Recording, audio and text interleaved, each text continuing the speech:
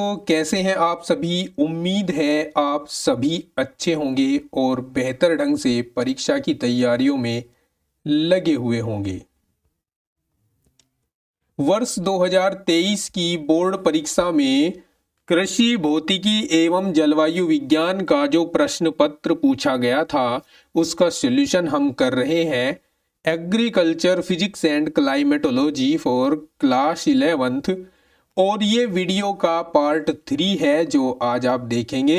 इसमें हम प्रश्न 19 का सॉल्यूशन करेंगे। इस पार्ट में प्रश्न 19 के कई सारे खंड हैं, अथवा में भी कुछ क्वेश्चन हैं, सभी को इसी वीडियो में सोल्व करेंगे। क्वेश्चन नंबर 19 आपसे पूछा गया है 6 अंक का।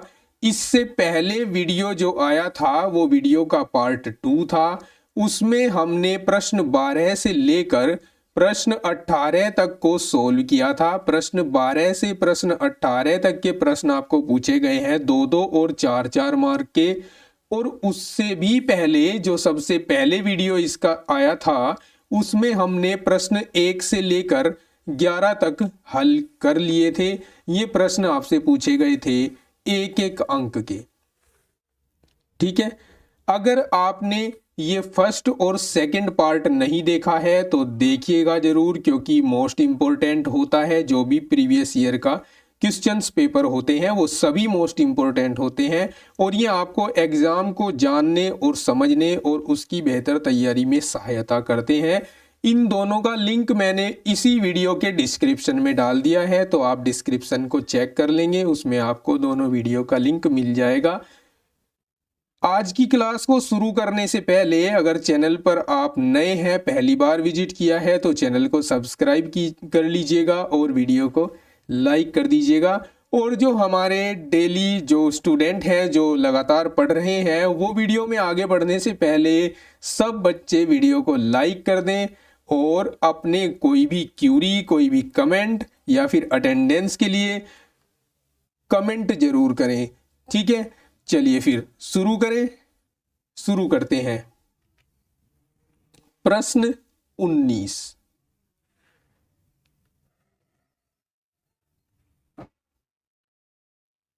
प्रश्न 19 6 नंबर का पूछा गया है। पहला पार्ट है इसका, ए पार्ट, जिसमें कहा गया है एक उदाहरण की सहायता से बलयुग्म तथा बलयुग्माघूर्ण को परिभाषित कीजिए।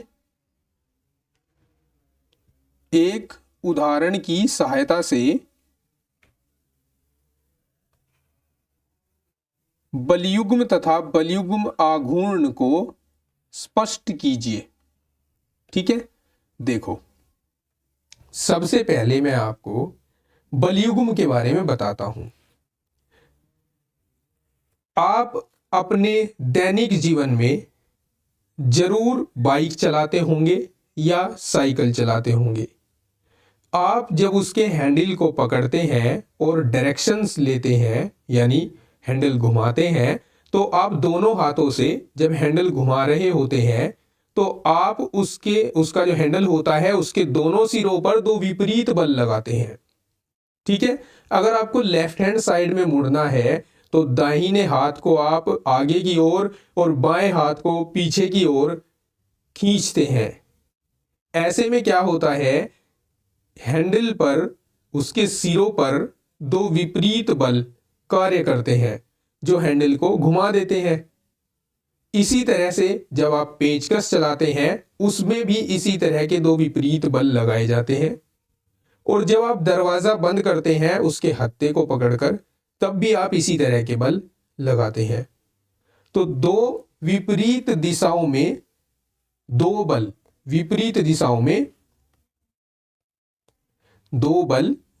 दिशाओं में इस प्रकार लगाए जाते हैं कि उनकी क्रिया रेखाएं भिन्न भिन्न हों, तो उन बलों के प्रभाव से पिंड घूमने लग जाता है।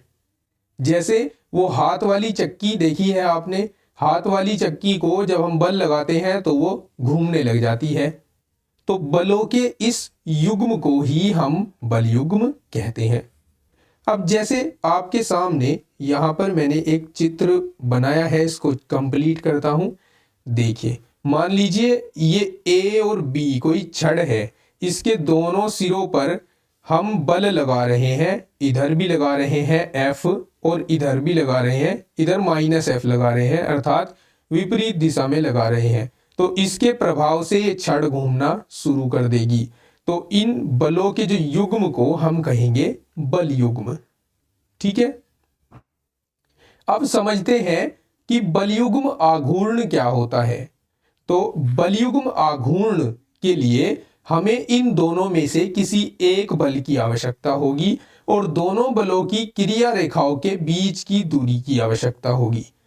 दोनों बलों में से किसी एक बल और उन बलों की क्रिया रेखा की बीच की दूरी के गुणनफल को ही हम कहते हैं बलयुग्म आघूर्ण। और इसे हम प्रदर्शित करते हैं प्यारे बच्चों टो से। ठीक है, किससे? टो से, टो। ठीक है, इसको हम टो से प्रदर्शित करते हैं। अब देखिए यहां मैंने इसका सूत्र लिख दिया है। बलयुग्म आघूर्ण बराबर होगा एक बल गुणा दोनों बलों की क्रिया रेखाओं के बीच की दूरी। ठीक है, बलयुग्म को टो से प्रदर्शित करते हैं। एक सेकंड रुकिए। बलयुग्म को टो से प्रदर्शित करते हैं, एक बल को F से प्रदर्शित कर लेते हैं और दोनों बलों के बीच की दूरी को D से प्रदर्शित करते हैं, क्रिया रेखा के बीच की दूरी को। तो हम कह सकते हैं टो बराबर होता है F गुणा D। अब अगर बात करें इसके मात्रक की, तो मात्रक कैसे निकाला जाए? देखिए, F का मात्रक क्या होता है? F का मात्रक होता है न्यूटन, यानी बल का मात्रक होता है न्यूटन। ठीक है, और दूरी का मात्रक क्या होता है? दूरी का मात्रक होता है मीटर। तो अगर हम बल आघूर्ण के ऐसा ही मात्रक या मात्रक की बात करें तो वो होगा न्यूटन मीटर। समझ गए? आगे इसके कुछ उदाहरण आपके सामने पेश है, जैसे साइकिल का हैंडल हो गया, पेचकस हो गया, दरवाजे का हत्था और हाथ से चलने वाली चक्की। ठीक है, और एक वो मथनी होती है जिससे हम दूध को मथकर मक्खन निकाल लेते हैं, उसमें भी क्या होता है, वो हाथ से मथने वाली मथनी की बात कर रहा हूं, वहां पर भी हम बलयुग्म आघूर्ण ही लगाते हैं। ठीक है, चलिए आगे बढ़ते हैं। अब इसका बी पार्ट है जिसमें आपको एक न्यूमेरिकल क्वेश्चन दे दिया है। इसमें कहा गया है, एक बार पढ़ लेते हैं ध्यान से कार्य का व्यंजक W बराबर A plus BT plus C/T+D दिया जाता है, जहां ABCD विमीय नियतांक तथा T समय है। दिखाइए कि ABCD क्रम से ऊर्जा, शक्ति, कोणीय संवेग एवं समय को व्यक्त करते हैं। ये 4 अंक में पूछा गया प्रश्न है। ठीक है, देखिए इसका सॉल्यूशन कैसे होगा।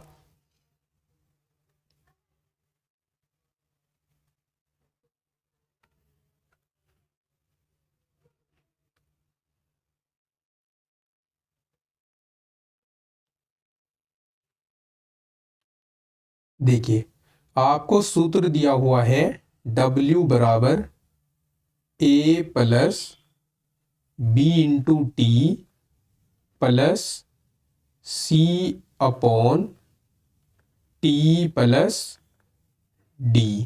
ठीक है, जब मैंने आपको चैप्टर 1 पढ़ाया था विमाओं के बारे में, मात्रक मापन और विमाएं जिसका नाम है, उसमें मैंने आपको विमाएं कैसे निकलती है ये सिखाया था। अगर आपने चैप्टर नहीं पढ़ा है तो इसी वीडियो के डिस्क्रिप्शन में चैप्टर 1 का लिंक डाल रहा हूं, आप वहां जाकर एक बार देख लें। तो विमाओं संबंधी जितने भी प्रश्न, आंकिक प्रश्न इसमें बन सकते हैं, उन सब का डाउट सोल्व हो जाएगा। फिलहाल के लिए इसको देखते हैं। हमें यहाँ A, B, C और D को ऊर्जा, शक्ति और कोणीय संवेग और समय सिद्ध करना है। कैसे करेंगे? देखिए, हम जानते हैं कि जब हमारे पास कोई भी राशि बराबर में रखी हो तो वे बराबर तभी होंगी जब उनके विमीय सूत्र बराबर हों। और अगर राशियां जुड़ या घट रही हैं तब भी वे तभी जुड़ियां घटेंगी जब उनकी विमाएं समान हो। ठीक है, तो यहां हम लिखेंगे, यहां W की विमा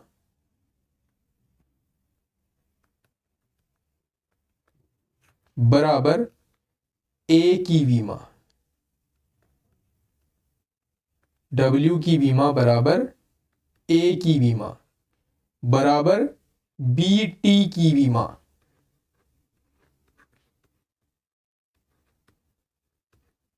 और बराबर C/T+D की विमा। जितने भी पद जुड़कर इस W के बराबर में रखे हुए हैं उन सभी की विमाएं इस W की विमा के बराबर होगी। और यहां W क्या है भैया? W है कार्य। तो कार्य की विमा क्या होती है?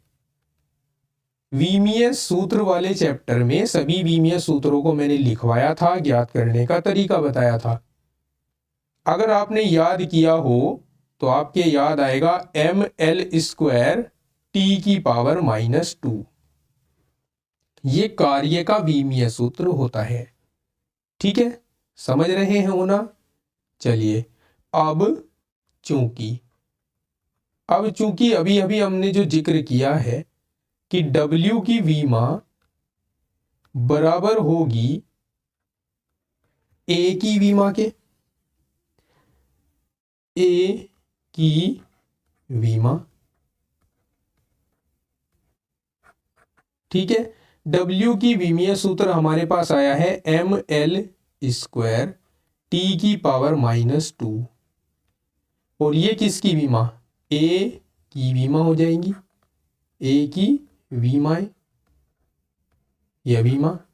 ठीक है, अब देखियो, विमीय सूत्र से हम किसी भी राशि के मात्रक को लिख सकते हैं। देखिए यहां m है, m किसका विमीय सूत्र होता है? द्रव्यमान का, और द्रव्यमान को किलोग्राम में नापा जाता है, किलोग्राम मीटर स्क्वायर। ये L किसका विमीय सूत्र होता है? दूरी का, दूरी को मीटर में मापते हैं SI पद्धति में। और प्रति, ये T किसका मात्रक होता है? समय का होता है, और समय को हम सेकंड से दर्शाते हैं।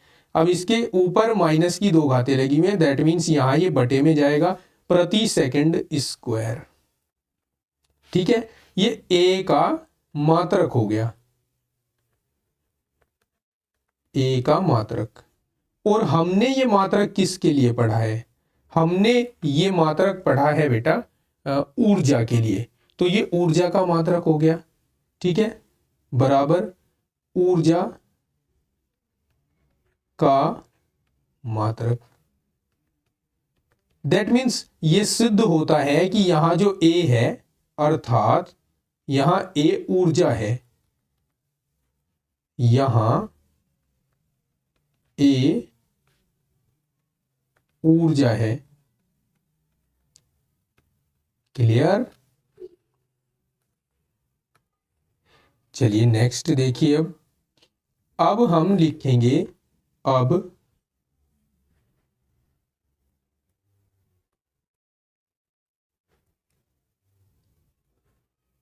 एक सेकेंड रुकिए। अब BT की विमा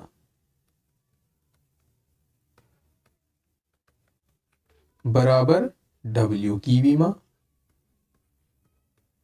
या फिर लिख सकते हैं BT की विमा बराबर A की विमा, क्योंकि BT और A जुड़ा हुआ है।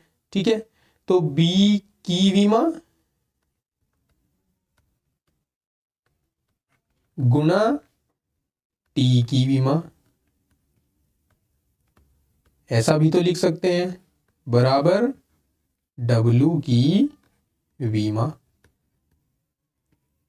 Okay, next. B की विमा तो हमें पता नहीं, B की विमा को B की विमा ही रहने दीजिए। T की विमा हम जानते हैं, ऐसे लिखा जाता है, समय का विमीय सूत्र। और W की विमा हमने अभी लिखी थी ml² T⁻²। ओके, देखिए अब हम करेंगे क्या, इस t को राइट हैंड साइड में ले जाएंगे, या फिर b की वीमा बराबर एम एल स्क्वायर टी की पावर -2 बटे टी। ठीक है, अब ये t जाएगा ऊपर, ये t ऊपर जाएगा तो एक और माइनस बढ़ जाएगा ऊपर, एम एल स्क्वायर टी की पावर -2 इंटू टी की पावर -1।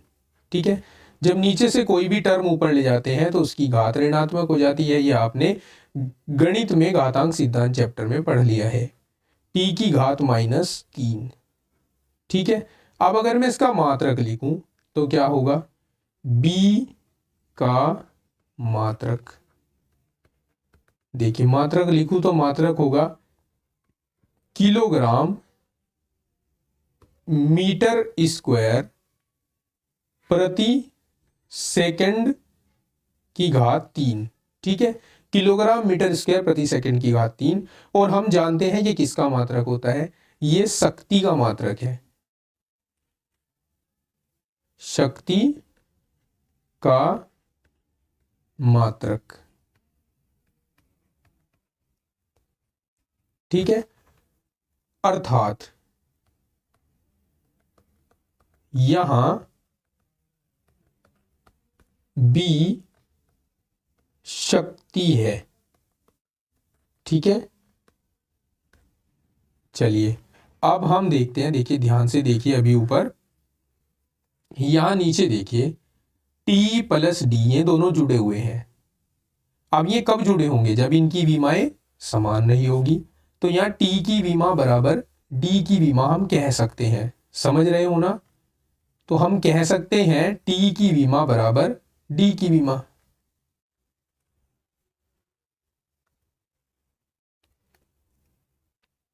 अब T की विमा बराबर D की विमा, और T की विमा होती है T बराबर D की विमा। अब अगर मात्रक लिखूं D का, इंप्लाइज दैट D का मात्रक, तो D का मात्रक होगा सेकंड, और सेकंड किसका मात्रक होता है, समय का, इंप्लाइज दैट D समय को प्रदर्शित कर रहा है।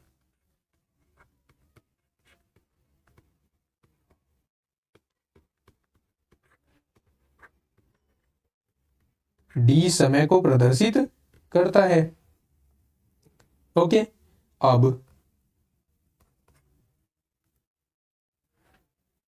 अब देखिए हम लिख सकते हैं W की विमा बराबर, अब वो जो टर्म लास्ट वाला था C/T प्लस D की विमा, ये लिखेंगे। ठीक है, की विमा।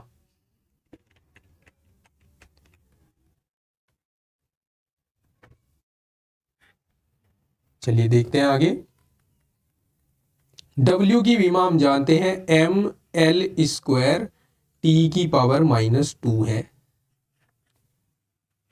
C की विमा हमें पता नहीं, C की विमा को C की विमा ही लिख देंगे, और T प्लस D दोनों की विमा क्या होगी T, क्योंकि T की भी T होती है और D की भी T निकली है।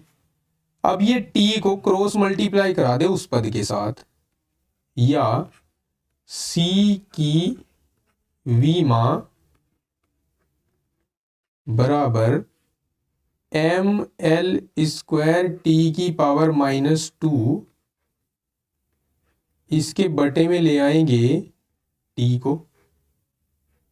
अब ये T जाएगा ऊपर, सॉरी गुणा में आएगा, ये गुणा में आ जाएगा यहां पर। ठीक है, अब ये हो जाएगा ml स्क्वायर, देखिए 2 पावर इधर है और 1 इधर है, ये माइनस की 2 है, ये प्लस की 1 है, तो -1 बचेगा यहाँ, T की पावर -1। अब अगर C का मात्रक लिखूं तो C का मात्रक क्या बनेगा, देखना जरा, सी का मात्रक बनेगा किलोग्राम मीटर स्क्वायर प्रति सेकंड। और किलोग्राम मीटर स्क्वायर प्रति सेकंड किसका मात्रक होता है? कोणीय संवेग का मात्रक होता है। तो C इंप्लाइज दैट C कोणीय संवेग को प्रदर्शित कर रहा है।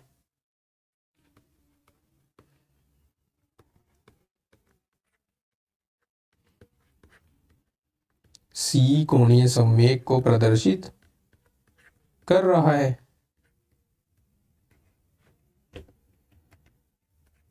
तो इस प्रकार हम ये सिद्ध कर चुके हैं कि C कोणीय संवेग को प्रदर्शित कर रहा है, D समय को प्रदर्शित कर रहा है, B शक्ति को प्रदर्शित कर रहा है और A ऊर्जा को प्रदर्शित कर रहा है। और इस तरह हमसे जो पूछा गया था इस प्रश्न में उसका जवाब हम दे चुके हैं और 4 नंबर का काम हमने कंप्लीट कर लिया है। समझ गए? उम्मीद है समझ गए होंगे। चलिए नेक्स्ट प्रश्न पर लेकर चलता हूं। देखिए, अब इनकी दोनों की जगह पर 2 और प्रश्न दिए जाते हैं अथवा में। तो 19 का जो दूसरा पोर्शन दिया गया है उसमें आपसे ये प्रश्न पूछा गया है जो आपके सामने है। गुरुत्व तथा गुरुत्वाकर्षण से आप क्या समझते हैं? उनके बीच संबंध निगमित कीजिए। गुरुत्व तथा गुरुत्वाकर्षण। तो भाई गुरुत्व क्या है? गुरुत्व है किसी पिंड को जिस बल से पृथ्वी किसी पिंड को जिस बल से अपनी ओर आकर्षित करती है उस बल को गुरुत्व कहते हैं। आपने देखा होगा जब सेब टूटा था तो न्यूटन के सर पे आकर लगा था, ठीक है। न्यूटन ने उसको वापस फेंका, फिर सेब नीचे आया। आप भी किसी वस्तु को उठाकर जब ऊपर फेंकते हैं तो वो नीचे आ जाती है। दैट मीन्स हर वस्तु पर पृथ्वी के केंद्र द्वारा एक बल लगाया जा रहा है और पृथ्वी का केंद्र पृथ्वी उसे अपनी ओर आकर्षित करती है। उस बल को ही गुरुत्व कहा जाता है। आगे पूछा गया है गुरुत्वाकर्षण के बारे में। देखो ये किस तरह से है, ये 2 पिंडों के मध्य लगता है। 2 पिंडों के बीच जो आकर्षण बल लगता है उसको गुरुत्वाकर्षण बल कहते हैं, ठीक है। यह दोनों पिंडों के द्रव्यमानों के गुणनफल के अनुक्रमानुपाती तथा उनके बीच की दूरी के वर्ग के व्युत्क्रमानुपाती होता है। अर्थात अगर हम इसके लिए व्यंजक लिखना चाहें तो वो किस प्रकार लिखेंगे? देखिए, बल को F से निरूपित किया जाता है और ये समानुपाती होता है m गुणा स्मॉल m के। यानी 2 पिंड हैं जिनमें से एक का द्रव्यमान कैपिटल M है, एक का द्रव्यमान स्मॉल m है और यही बल इन दोनों के बीच की दूरी के वर्ग के व्युत्क्रमानुपाती होता है। तो यहां से हम F को कंबाइंड व्यंजक बनाकर ऐसे लिख सकते हैं m गुणा स्मॉल m बटे आर स्क्वायर। या फिर अगर ये समानुपाती का चिन्ह हटाएं तो हमें यहाँ एक अनुक्रमानुपाती नियतांक लगाना पड़ता है जिसको हम g से निरूपित करते हैं और ये होता है m गुणा स्मॉल m बटे आर स्क्वायर, ठीक है। इस g को गुरुत्वाकर्षण नियतांक कहते हैं। अब हम इनके बीच संबंध स्थापित करने जा रहे हैं। तो देखिए कैसे संबंध स्थापित होगा। उसके लिए हमें थोड़ी यहाँ पर थ्योरी का सहारा लेना पड़ेगा। हमें लिखना पड़ेगा माना पृथ्वी का द्रव्यमान m है, कैपिटल M है तथा यह स्मॉल m द्रव्यमान के किसी पिंड पर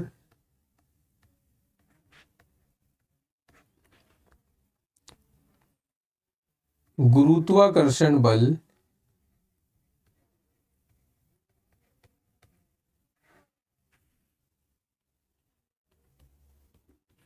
F लगा रही है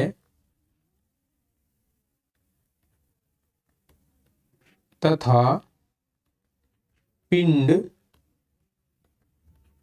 पृथ्वी से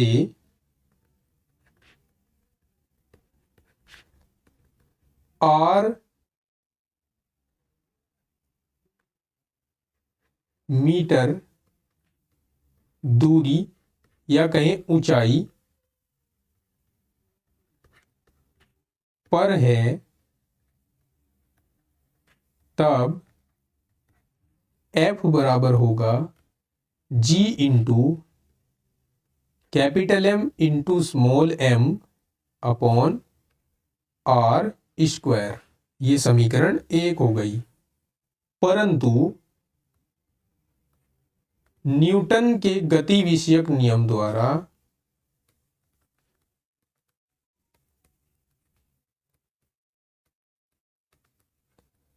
न्यूटन के गति विषयक नियम द्वारा F यानी लगने वाला बल बराबर होता है द्रव्यमान गुणा त्वरण के, F बराबर m में। अब चूंकि यह जो पिंड है वो ऊपर से नीचे गिर रहा है, तो यहां जो यहां जो A है वो गुरुत्व त्वरण G का काम कर रहा है, तो F बराबर हो जाएगा mg के, F बराबर mg। समीकरण 1 और 2 दोनों की तुलना कर दें तो हम पाएंगे समीकरण 1 और 2 से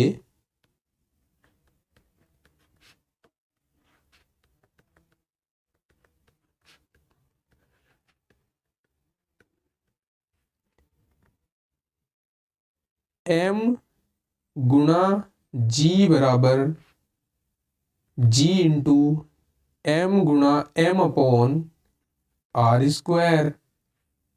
m से m कट गया, g बराबर हो जाएगा capital G into capital M upon R square.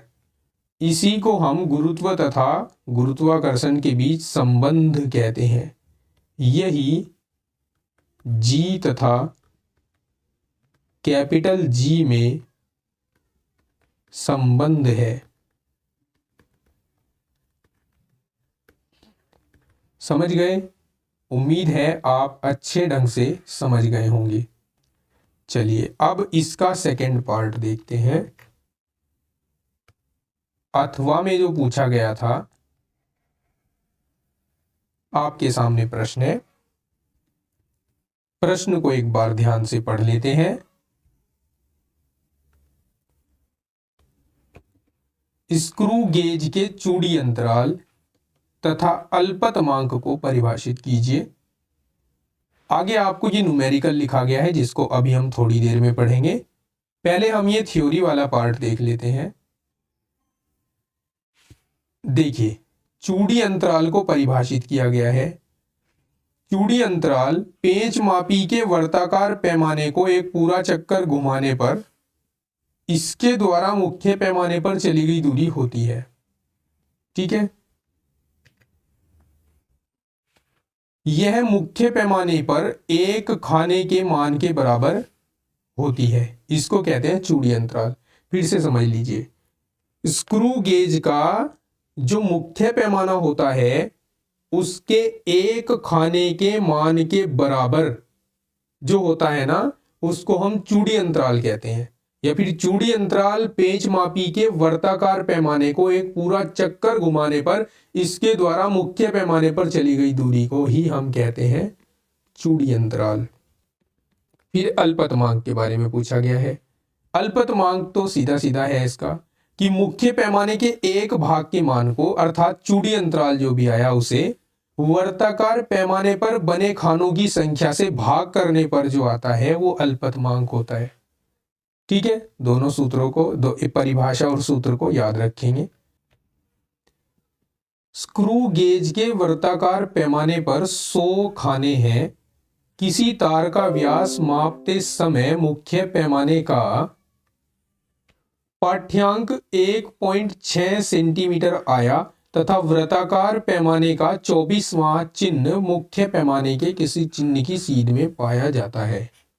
यदि मुख्य पैमाना अर्थ मिलीमीटर में अंकित हो तथा वृत्ताकार पैमाने के एक चक्कर के संगत मुख्य पैमाने पर चली गई दूरी 2 खाने पाई जाती है तो स्क्रू गेज के अल्पतमांक तथा तार की त्रिज्या की गणना कीजिए। ठीक है, समझिए इसे 1 बाई 1। सबसे पहले देखिए हमारे पास जो मुख्य पैमाने का पाठ्यांक है, मैंने यहाँ लिख दिया है पहले ही, वो कितना दिया हुआ है, 1.6 सेंटीमीटर दिया गया है। लेकिन इस पर जो रीडिंग है वो किस में है, मिलीमीटर में है, तो हम इसको मिलीमीटर में चेंज करेंगे। 1.6 को अगर 10 से गुणा करा दे तो ये 16 मिलीमीटर आ जाएगा, क्योंकि 1 सेंटीमीटर में 10 मिलीमीटर होते हैं। अब हम चूड़ी अंतराल ज्ञात करेंगे। चूड़ी अंतराल के लिए मुख्य पैमाने के अल्पतमांक ज्ञात करेंगे और उसके लिए चूड़ी अंतराल बटे वर्तीय पैमाने पर बने खानों की संख्या, ये सूत्र लगाया जाता है। और ये चूड़ी अंतराल होता क्या है, मुख्य पैमाने का पाठ्यांक होता है। तो यहाँ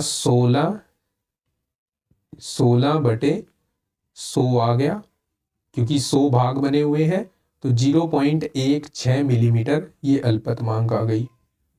अब यहाँ एक शून्यांक त्रुटि भी है। कैसी है वो, यहाँ पर हमें कहा गया है कि संगत मुख्य पैमाने पर चली गई दूरी 2 खाने पाई जाती है। मतलब यहाँ जो शून्य है, जो दोनों पैमानों की रेखा है वो शून्य पर नहीं हो रही है, 2 खाने आगे पीछे हो रही है। मतलब यहाँ शून्यांक त्रुटि निकलेगी। कैसे निकलेगी, 2 से गुणा करके अल्पतमांक को, तो 2 से गुणा करेंगे 0.16 को, तो ये आ जाएगी 0.32 मिलीमीटर। अब हम इसका कुल पाठ्यांक निकालेंगे। कुल पाठ्यांक कैसे निकलेगा, ध्यान से समझिए। कुल पाठ्यांक के लिए हमें मुख्य पैमाने का पाठ्यांक, वृत्तीय संपाती रेखा और गुणा अल्पतमांक, ये करना होगा। मुख्य पैमाने का पाठ्यांक कितना आया है हमारे पास, ये आया है 16 मिलीमीटर आया है ना। और वृत्तीय संपाती रेखा यानी वो चिन्ह देखना है वृत्ताकार पैमाने पर जो 0 की सीध में आया है, तो 24वां चिन्ह है, ये 24 यहां लिख लेंगे। और अल्पतमांक कितनी निकली है, अल्पतमांक निकली है 0.16, यहाँ 0.16 लिख लेंगे। तो 16 प्लस 16 चौका 64 हो गया, हासिल 6 गए, 16 दूनी 32 और 6 38.2 अंकों के बाद लगाएंगे, तो ये हो जाएगा 19.84। ओके, अब हम तार का वास्तविक व्यास ज्ञात करेंगे, ये मिलीमीटर में है दोस्तों। तो उसके लिए कुल पाठ्यांक यानी 19.84 में हम शून्यांक त्रुटि जोड़ देंगे। शून्यांक त्रुटि कितनी थी अपने पास, 0.32, ये अपनी शून्यांक त्रुटि आई थी। अब इसको जोड़ने पर 19.84 में हमारे पास बनने वाला है 4 और 2 6, 8 और 3 11, 9 और 1 10, 1 और 1 2, 20.16 बनने वाला है। ये तार का व्यास है। लेकिन हमें तार की त्रिज्या पूछी गई थी। त्रिज्या हो जाती है व्यास का आधा, तो त्रिज्या बराबर व्यास बटा 2 हो गई, बराबर 20.16 बटे 2 आ गई। और ये आ गया 10.08। ठीक है, 08 नहीं, 10.8 08 10.08 मिलीमीटर, ये उसकी त्रिज्या है। ठीक है, सेंटीमीटर में बात करें अगर तो 1.008 सेंटीमीटर, 10 से भाग दे देंगे तो सेंटीमीटर में चेंज हो जाएगी। ठीक है, ये था इस प्रश्न के लिए आंसर। उम्मीद है जो समझाया है बेहतर ढंग से समझ आ गया होगा। प्रश्न 20 को हम देखेंगे नेक्स्ट वीडियो में, और नेक्स्ट वीडियो जल्द ही आपको चैनल पर मिल जाएगी। अगर सब्सक्राइब नहीं किया है चैनल को तो सब्सक्राइब कर लो, वीडियो को लाइक और शेयर कर देना। मिलता हूँ आपको नेक्स्ट वीडियो में, तब तक के लिए take care, bye bye, have a nice day.